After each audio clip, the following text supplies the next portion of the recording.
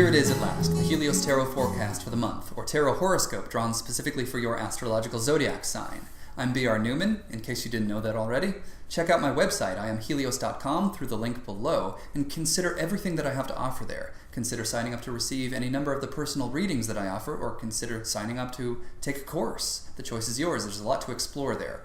Also consider checking out Annie Botticelli's Storyteller forecasts to see the astrological side of everything you're going to see here. It's fascinating, I promise. So, okay, I guess we'll just jump right into it.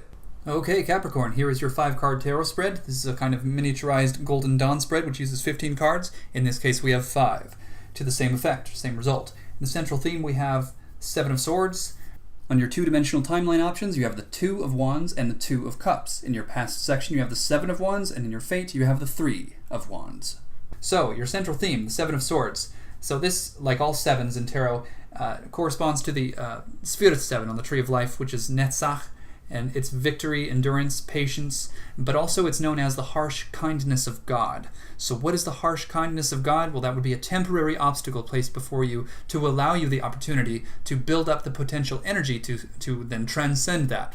Therefore, when you do gain this new momentum, you'll have the ability to more effortlessly transcend equal or similar obstacles in the future. So, as manifest through air, or swords in this case, this would be a leap of faith despite a sense of futility, despite a sense of hopelessness. So, look to your life to find the areas in which you feel there is great hopelessness. And these are not just trivial areas, but areas of your life that are important to you, that you feel are, hopeless endeavors that carry a lot of energy of lack and just disappointment and all of that. And those are the areas of your life that this card is speaking to. Not only this card, but this whole reading, because this central theme does most adequately sum up the entire story arc of the whole tarot reading that we have before us. So on either side of this central theme, you have 2 different approaches that you could take to this feeling of hopelessness, of course, assuming that you do take the leap of faith despite the futility, because the emphasis is on that leap of faith. So there is a need for that. There is a need to actually take this leap of faith. There's something in it for you. So the way in which you do that can be summed up by these 2 polarities on this dichotomy. Both happen to be 2s. So the 2 of Cups or the 2 of Wands. And 2s are all associated with Chokmah on the Tree of Life, which is Sphirith 2. And this has to do with the right hemisphere of the brain. So imagination, this might have to do with a simulation. So taking the leap of faith might actually, in this case, involve indulging a bit of a simulation, imagining what might happen before you take the leap of faith. I know it might sound contrary or contradictory. You can't overthink a leap of faith, right? But in this case, you have to assume that you will be taking a leap of faith to even imagine what it is that will happen. Right, so assuming that you are going to, you'll have a different emotional state. You'll come to different scenarios based on, a whole different set of probabilities that you will come to in your mind. Okay, so let's outline the nature of these 2. Sphirith 2 as manifest through fire or wands. On the right-hand side here, you have the will to choose. Right, it's quite simple. It's the will to take action. It's in this case happening after the 7 of Swords. This is so entertaining the idea of just doing it regardless of the consequences, regardless of the outcome, regardless of your feeling, regardless of what you feel, you just decide that you're going to take a leap of faith, and then you simply do it, in all of the areas that seem hopeless. So this is not requiring the imagination of any particular outcome, this being the nature of Chokmah as manifest through fire. This is just inspired action for the sake of itself. On the other hand, you have a sort of experience of ecstatic love, satisfaction, and excitement. So this would be the path upon which you act upon only the things that excite you, weeding out all of the things that you don't want to do. And so this is actually a way of honing in on the things that you're supposed to be doing. So in this case, this would be a wiser path immediately following the 7 of Swords. This would be a much gentler, milder, more productive response to the sharp stinging of the sword suit. The 7 of Swords being one that implies a long, arduous battle. Well, the way out of the battle is not to fight fire with fire by taking the 2 of Wands path, the fire path, but rather to douse the whole situation with water. So in this case, You simply tap into the vast wellspring of your own feeling, take the time, take the patience to step back from the whole situation. So before taking the leap of faith, of course, assuming that you are going to take the leap of faith, you step back and you feel out the areas that you are going to prioritize. Only take that leap of faith in the direction of the things that excite you and make you feel good. So this implies that you stray from obligations, doing the things only the things that you feel obligated to do because of other people's pressures, societal pressures, parental pressures, peer pressure, whatever it might be. Okay, so then that will have its own result that we'll talk about when we get to your fate section. But before we do that, let's look at what all of this was inspired by. The Seven of Wands in your past. So the Seven of Wands, like all sevens, is associated with Sphyrith 7 on the Tree of Life, which is Netzach, which has to do with the harsh kindness of God again. Of course, that's in your central theme. So this is not an unfamiliar thing. This is not unfamiliar territory. This central theme that embodies the whole spread is not necessarily shocking, jostling, dramatic.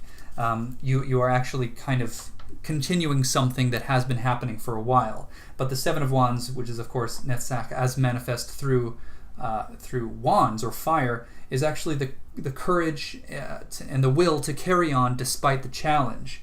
So we have the leap of faith despite futility in your central theme that sort of sums up all of it. But then in your past, you had the decision, or you made the decision to carry on despite the challenging nature of things. But at this point, you've been carrying on for a while. It's starting to feel hopeless. So again, this is not a general read about your whole life. This is not summing up your whole life.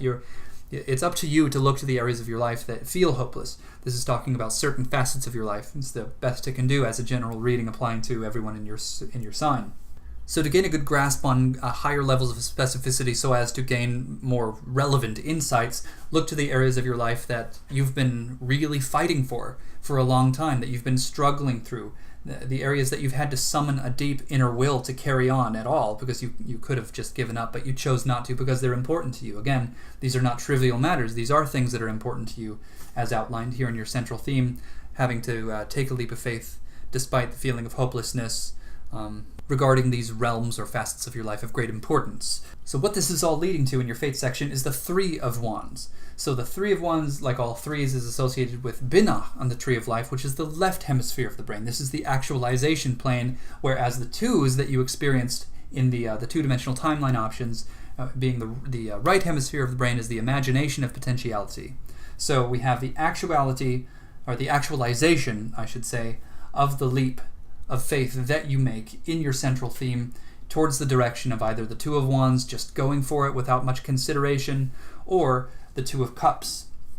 Okay, so the important thing to note, as I suggested before, the Two of Cups might be the more appropriate path, and that holds true here, because by the time you get to the Three of Wands, you will be jumping, well, let's say hypothetically, if you went from the Seven of Wands to the Seven of Swords, to the Two of Wands, to the Three of Wands, that's all fire and air. So that can, bring about a raging inferno in your life that could run out of control. But in order to maintain control, you have to apply some gentle, tender, loving care, and cautiously tending to that fire. So you need some water in order to be able to fully harness the fire and the air that you're dealing with, especially when you get to the Three of Wands, because by that point you will be activating a whole chain of events that could run rampant out of control. So you want this to be in control, and the way that you do that is by stepping back in this moment and feeling into the things, into the hypothetical scenarios. Run the simulations in your mind.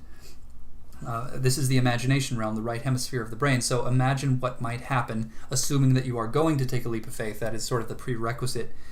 You have to do that in order to take advantage of these opportunities at all. So just run the hypotheticals in your mind.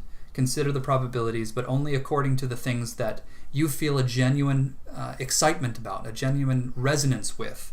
So that's just a means of prioritizing in order to focus your energy, in order to focus your intent and do the best with what you're given. Focusing your mind and sharpening your skills and directing your energy in a specific way, rather than letting the fire run out of control in all directions, as fire tends to do. So that's the water that you require, so I highly recommend taking that path, rather than the three, just doing it for the sake of itself. And that about wraps us up, so thank you so much for listening to this. Check out my website at the link below, IamHelios.com. Consider everything that I have to offer there. I'm offering readings right now. We can go so much deeper, take this so much further, taking a vast wellspring of resources into account. Of course, astrology and tarot, the I Ching, the Kabbalah, and cutting-edge science. There's so much to consider, and you can take this so far and do so much with it. So I'll leave you to it. Thank you so much.